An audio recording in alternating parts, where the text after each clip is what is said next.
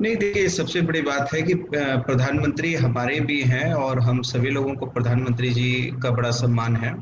लेकिन प्रधानमंत्री जी से आज के दिन में लोग ये आशा कर रहे हैं, विश्वास कर रहे हैं कि प्रधानमंत्री जी कुछ एक रास्ता ऐसा निकालें जिस रास्ते से हम जो है इस कोरोना के संकट से एक मजबूत रणनीति बनाने की आवश्यकता है।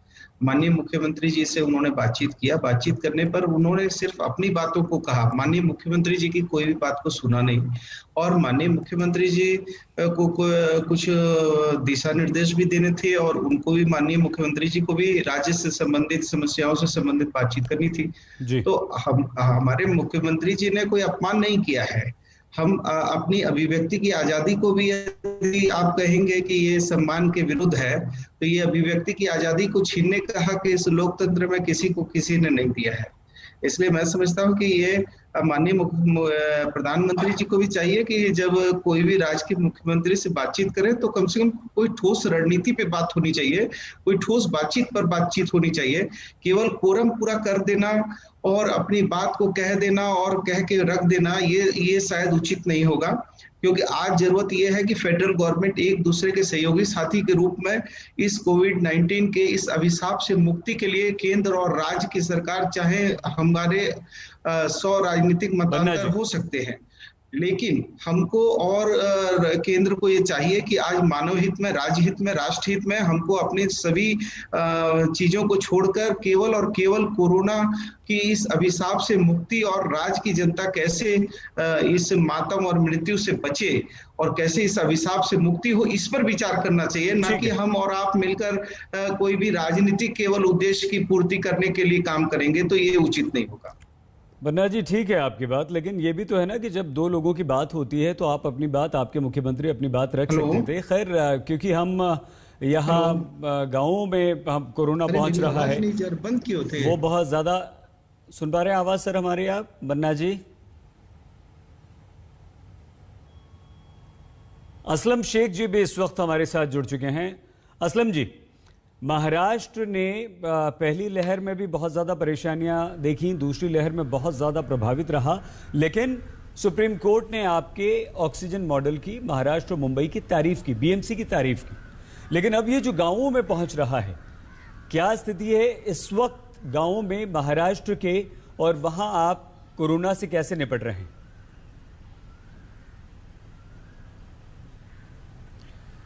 देखिए, पहले फेस में भी अगर आप देखेंगे तो मुंबई और महाराष्ट्र में केसेस बहुत ज़्यादा आए थे, और पहले फेस में भी जिस तरीके से हमने मुंबई शहर में और बाकी के ज़िलों में डील किया था, उसकी सराहना सिर्फ ICMR नहीं तो WHO ने भी किया था। अब ये दूसरी लहर में भी बहुत ज़्यादा पेशेंट जब हमारे पास आए, तब भी अफरा तफरी का माहौल कम से कम हमने इस मुंबई शहर और महाराष्ट्र में होने नहीं दिया। जो मैनेजमेंट थोड़ा सा बिखरा हुआ था केंद्र सरकार की तरफ से, जो मदद टाइम पे मिलनी चाहिए थी, वो थोड़ी सी मैनेजमेंट ठीक नहीं हो पाई। लेकिन आज की तारीख में हमने मुंबई में और जहाँ जहाँ जिस जिलाओं में हमारे बड़े अस्पताल है, उसको स्वयं सक्षम हमने टाइम पे किया, ताकि ऑक्सीजन के लिए हमें किसी के पास जो है ज़्यादा इंतज़ार करना ना पड़े, हम अपनी ताकत पे इसको ठीक ठाक कर सकें। ठीक है, क्या एक्शन प्लान है, कैसे करेंगे, इस पर हम आगे आपसे बात ज़रूर करेंगे। TS सिंहदेव जी, छत्तीसगढ़ में कोरोना अब गांव-गांव तक पहुंच रहा है, और वहां पर बिलासपुर के जो गांव हैं, रायपुर के जो गांव हैं, दुर्ग के जो गांव हैं, वहां पर ये ज्यादा पैर पसार रहा है। इससे निपटने का आपके पास क्या प्लान है सर? अंसारी जी, वास्तविकता ये है कि आंकड़े घटे हैं। संजोग से आपसे चर्चा हो रही है तो बहुत ज्यादा स्थिति नहीं, लेकिन अगर आप इस चार्ट को देखेंगे तो ये छत्तीसगढ़ की स्थिति दिखा रही है। ये कल की रिपोर्ट है जो आपने कहा, तो आंकड़े थोड़े से डिप हुए हैं, और प्रतिशत आंकड़ों का अगर आप देखेंगे तो 22.57 पे आया है। ये जो ग्राफ है ये परसेंटेज का है, ये जो ग्राफ है ये रियल नंबर्स का है।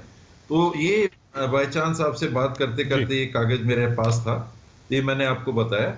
बहुत कुछ अभी करना बाकी है। 28 हमारे जिले हैं, इन 28 जिलों में 5 केवल जिले ऐसे हैं जो 15% से कम की पॉजिटिविटी के हैं।